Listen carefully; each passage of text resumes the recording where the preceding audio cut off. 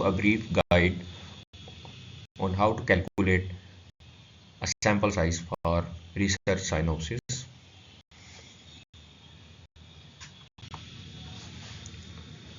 सबसे पहली चीज़ जो आपने डिसाइड करनी है वो है आपका स्टडी डिज़ाइन। हम यहाँ पर 3 डिफरेंट स्टडी डिज़ाइंस के फार्मूलाज़ को आज डिस्कस करेंगे।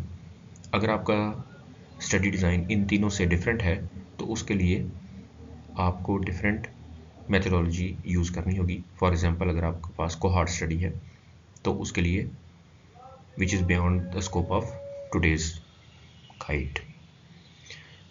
तो लेट्स स्टार्ट। सबसे पहले हम देखते हैं कि क्रॉस सेक्शनल जो कि सर्वेज होते हैं, अगर आपकी स्टडी में सर्वे है तो फिर क्या फार्मूला होगा। केस कंट्रोल में क्या फार्मूला होगा, जिसमें कुछ केसेस होते हैं और कुछ कंट्रोल्स होते हैं और रिट्रोस्पेक्टिवली केसेस के बारे में उनके पास्ट में देखा जाता है कि वो क्यों केस बने।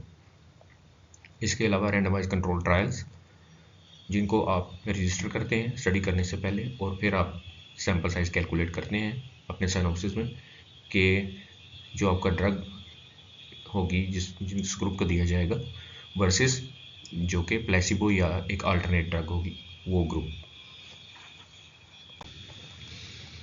अगर आपकी स्टडी एक क्रॉस सेक्शनल स्टडी है तो सबसे पहले आपने ये देखना है कि आपका जो स्टडी का आउटकम है वो क्वांटिटेटिव है या क्वालिटेटिव है। मिसाल के तौर पर आपकी स्टडी मेजर कर रही है ब्लड प्रेशर सब लोगों में, तो एक वैल्यू निकल कर आएगी जिसका एक मीन होगा, तो लिहाजा ये क्वांटिटी निकलेगी। तो हम क्वांटिटी वाला फार्मूला यूज़ करेंगे। क्रॉस सेक्शनल स्टडी के लिए जो सैम्पल साइज का फार्मूला होता है 2 होते हैं, एक क्वांटिटेटिव अगर निकल कर आना हो उसका सेपरेट है, और अगर क्वालिटेटिव हो जैसे कि hypertensive, non hypertensive, diabetic, non diabetic, मोर height, less height, asthmatic, non asthmatic, इस तरह के जो नॉमिनल आउटकम्स होंगे उसके लिए सेपरेट फार्मूला होगा। तो इसके लिए एक टिप है कि आप किसी भी एआई प्लेटफॉर्म पे जाके जैसे कि जेमिनाई, चैट जीपीटी, परप्लेक्सिटी, इनके ऊपर अपना मेथडोलॉजी पेस्ट करें, अपना टॉपिक पेस्ट करें और अपना क्वेश्चनेयर पेस्ट करें, या इनमें से कोई एक चीज़ भी दें तो आपको आइडिया मिल जाएगा। और उससे पूछें कि are my outcome variables quantitative या क्वालिटेटिव, तो आपको आपके वेरिएबल्स दे देगा जो कि स्टडी के आउटकम होंगे और वो क्वांटिटेटिव या क्वालिटेटिव बता देगा। फिर आप फार्मूला डिसाइड कर पाएंगे। यहाँ पर दोनों फार्मूलाज जो किए हुए हैं, लेफ्ट साइड पे क्वांटिटेटिव फार्मूला है और राइट साइड पे क्रॉस सेक्शन वाला क्वालिटेटिव फार्मूला है। अब आप नोट करें कि क्वालिटेटिव वाले फार्मूला के अंदर पी यूज़ हुआ है, तो पी एक प्रेवलेंस होती है और प्रीवियस स्टडीज से हम ये पी की वैल्यू लेते हैं। इसको मज़ीद आगे डिस्कस करेंगे। क्वांटिटेटिव वाली साइड पे देखें तो ये अल्फा स्केयर जो लिखा है ये स्टैंडर्ड डेविएशन है, ये पॉपुलेशन की स्टैंडर्ड डेविएशन होती है, ये भी हमें डिफरेंट स्टडीज से लेनी पड़ती है। अगर आपने देख लिया है कि आपका एक क्वालिटेटिव वेरिएबल है आउटकम का और आप स्टडी क्रॉस सेक्शनल कर रहे हैं तो ये वाला फार्मूला आप यूज़ करेंगे। इस फार्मूले की तस्वीर लेकर आप इसको पेस्ट कर सकते हैं अपने थीसिस के अंदर या इसको टाइप कर सकते हैं माइक्रोसॉफ्ट ऑफिस के अंदर। आपने इंसर्ट में जाना है, इक्वेशन में जाना है, वो कहेगा टाइप योर इक्वेशन हेयर, वहाँ पर आप जब टाइप करेंगे तो प्रॉपरली पेस्ट भी हो जाएगा और प्रॉपरली लिखा भी जाएगा। इस फार्मूले के डिफरेंट हिस्से हम देख लेते हैं।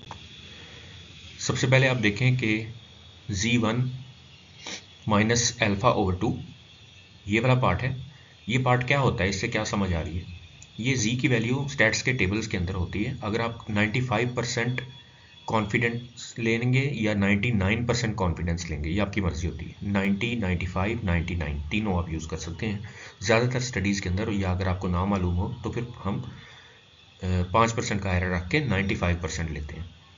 तो यानी कि मेरी जो पॉपुलेशन होगी उसकी जो वैल्यू आएगी वो ओवरऑल मुल्क की या आवाम की पॉपुलेशन से मैच होगा, उसका 95% मैं कॉन्फिडेंस होगा कि ये मीन वैल्यू यानी मेरे सैंपल के अंदर जो मैं चीज़ स्टडी कर रहा हूँ वो आवाम के अंदर भी 95% में पाई जाएगी। 5% हम मार्जिन ऑफ एरर रख लेते हैं और स्टैट्स की बुक के अंदर इसकी वैल्यू 1.96 आती है। अगर मैं 99% कॉन्फिडेंट हूँ तो फिर मेरा 1% सिर्फ मार्जिन ऑफ एरर रह जाएगा, तो उसकी फिर वैल्यू हमारे पास आएगी टाइप 1 एरर की 2.58।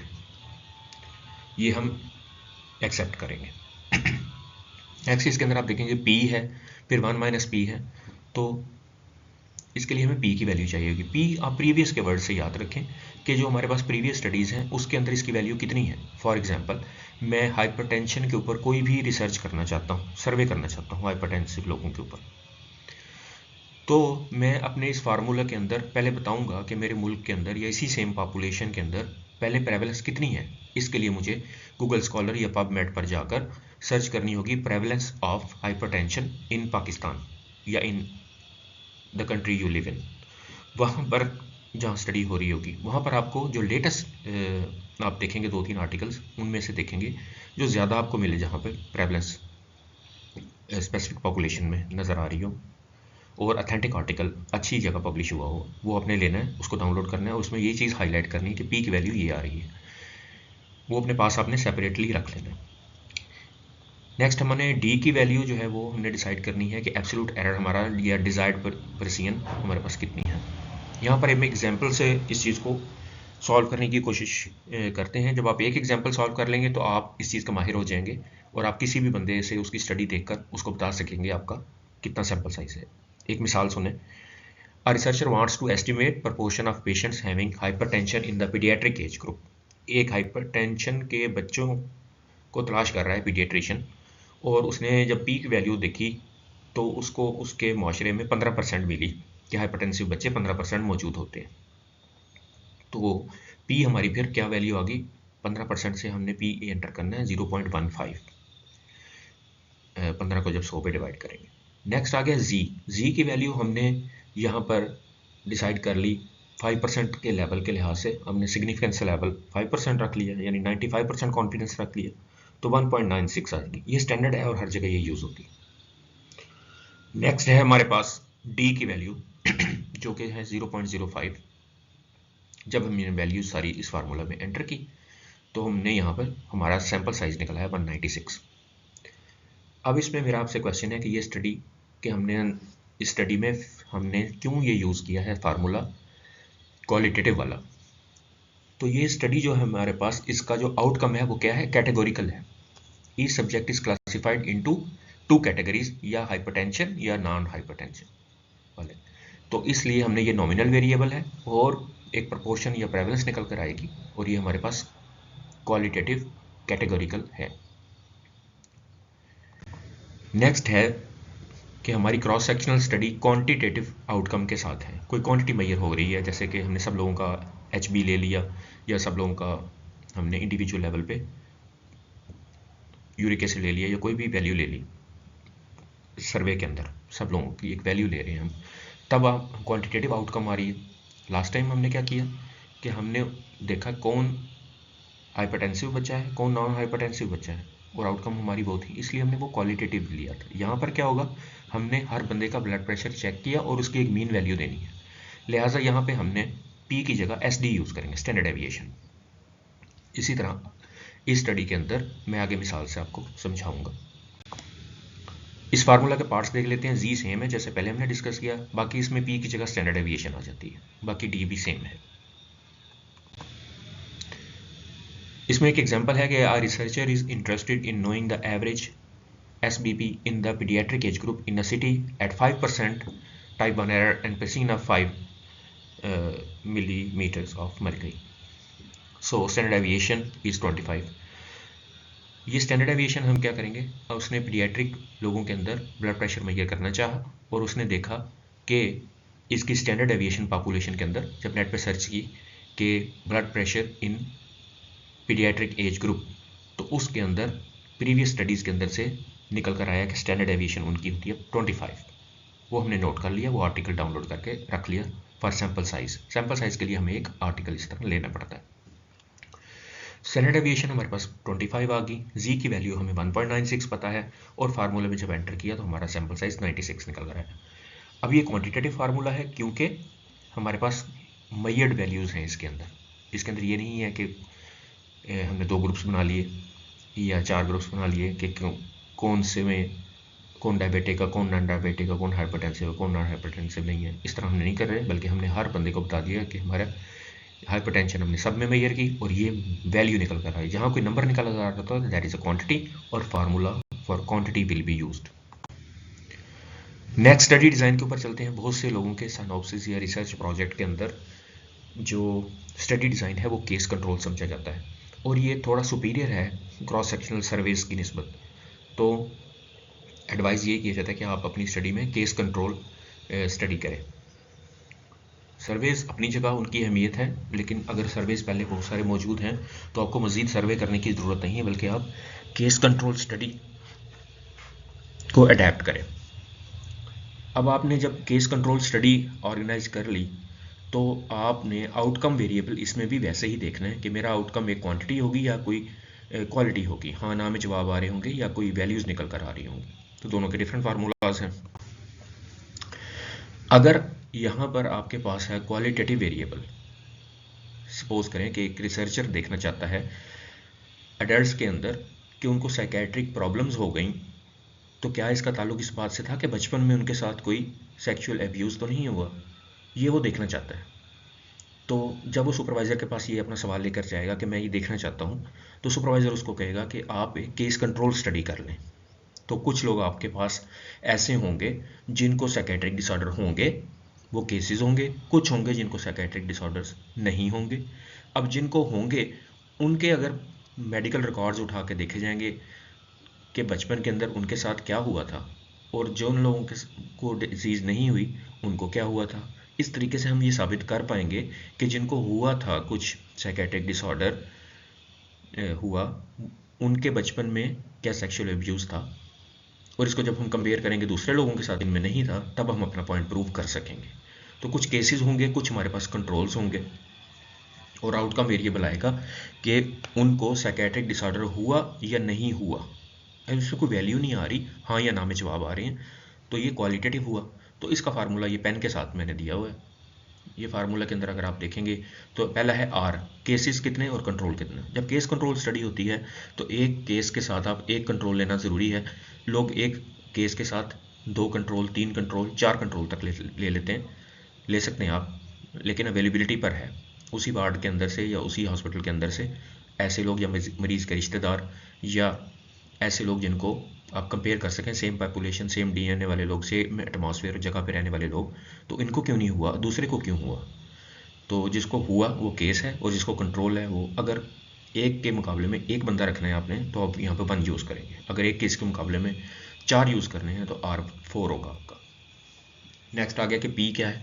P है एवरेज प्रोपोर्शन एक्सपोज्ड, और ये हमने P की वैल्यू भी प्रीवियस स्टडीज़ के अंदर से लेनी है। यानी कि साइकेट्रिक, आप दोबारा जाएंगे गूगल स्कॉलर के ऊपर और वहाँ पे सर्च करेंगे कि प्रेवलेंस ऑफ साइकेट्रिक डिसऑर्डर्स, उस पर आपकी एक P की वैल्यू आ जाएगी। फिर आप सर्च करेंगे prevalence of psychiatric disorders in adults having sexual abuse as child, तो एक उसकी भी P वैल्यू आ जाएगी। ये हमारे पास 2 वैल्यूज़ आ जाएंगी P की। यहाँ पर एक एग्जांपल से इसको देख लेते हैं। If a researcher wants to calculate sample size for above mentioned case control study, he wants to fix power 80%, assuming the expected proportions are 0.35 and 0.20 for cases and controls. Cases कौन हैं, जिनको psychiatric disorder हुआ, और controls हैं जिनको नहीं हुआ। यानी ऐसे लोग जो साइकेट्रिक डिसऑर्डर बचपन में के किसी वाक़ये के साथ जिनको हुआ, जब नेट पे उनकी प्रेवलेंस सर्च की गई तो आर्टिकल से निकली 35%, तो 0.35 आ गया P1। और कंट्रोल्स के अंदर जैसे लोग जिनको बचपन के अंदर, ऐसे लोग जिनको ये चीज़ नहीं हुई, हमारे कंट्रोल्स थे। ये आपको डिफाइन करना पड़ता है अपनी स्टडी के मुताबिक, मैं किसको केस कहूँगा और किसको कंट्रोल कहूँगा, और केसेस में क्या होगा और कंट्रोल्स में क्या होगा। तो कंट्रोल्स ऐसे लोग होते हैं जिनमें वो सेम डिजीज़ सेम ग्रेड के साथ ना हो। तो कंट्रोल्स की वैल्यू 20% लोग हमारे कंट्रोल्स हमें मिल गए। तो वो 2 स्टडीज़ आप डाउनलोड करेंगे, अपने पास रखेंगे P1 और P2 के लिए, और फिर आप इस सैम्पल फार्मूला में जब वैल्यूज़ अपनी एंटर करेंगे तो आपका यहाँ पर हमारे पास आया सैम्पल साइज़ 139। तो 139 केसेस लेंगे और 139 ही कंट्रोल्स लेंगे। अगर क्वांटिटेटिव वेरिएबल है हमारे पास केस कंट्रोल के अंदर, जैसा कि कोई बंदा देखना चाह रहा है बर्थ वेट का क्या ताल्लुक है, कि डायबिटीज़ अडल्टहुड में उसके पास डेवलप हो जाती है, तो हम क्या करेंगे, एक ग्रुप लेंगे जिनको अडल्ट को डायबिटीज़ हुई और बर्थ वेट बचपन में उनका एक किस रेंज में था, नॉर्मल से ज़्यादा, और ऐसे लोग जिनका बर्थ वेट नॉर्मल था और उनको डिजीज़ नहीं हुई। तो इसी तरह P1 और P2 की वैल्यू आप नेट से आर्टिकल से लेंगे, प्रेवलेंस लेंगे आप ऐसे लोगों की जो डायबिटिक थे और जिनको बचपन में बर्थ वेट ज़्यादा था, उनकी क्या प्रेवलेंस है, और जिनका नॉर्मल था उनकी क्या प्रेवलेंस है, और वैल्यूज़ इस तरह आप डालेंगे। मिसाल के तौर पे अगर एक researcher wants to calculate sample size for above mentioned case control study, wants to fix power 80%, or the difference mean in weight between cases and controls is 250 and standard deviation is 1 kg। तो ये previous studies से हमने यहाँ पर prevalence नहीं लेंगे दोनों groups की, बल्कि हमने यहाँ पर स्टैंडर्ड डेविएशन लेंगे। दोनों ग्रुप्स के मीन डिफरेंस क्या होगा केसेस और कंट्रोल्स के अंदर, जिनको डिजीज़ या कोई फैक्टर नहीं डेवलप हुआ वर्सेस जिनको डेवलप हुआ। तो दोनों के जो बर्थ वेट थे बच्चों के, उनका मीन डिफरेंस कितना ग्राम का निकला। तो 250 ग्राम बचपन के वज़न के फ़र्क के साथ इस बात पे आकर फ़र्क पड़ गया कि एडल्टहुड में जाके उनको डायबिटीज़ हुई या नहीं हुई।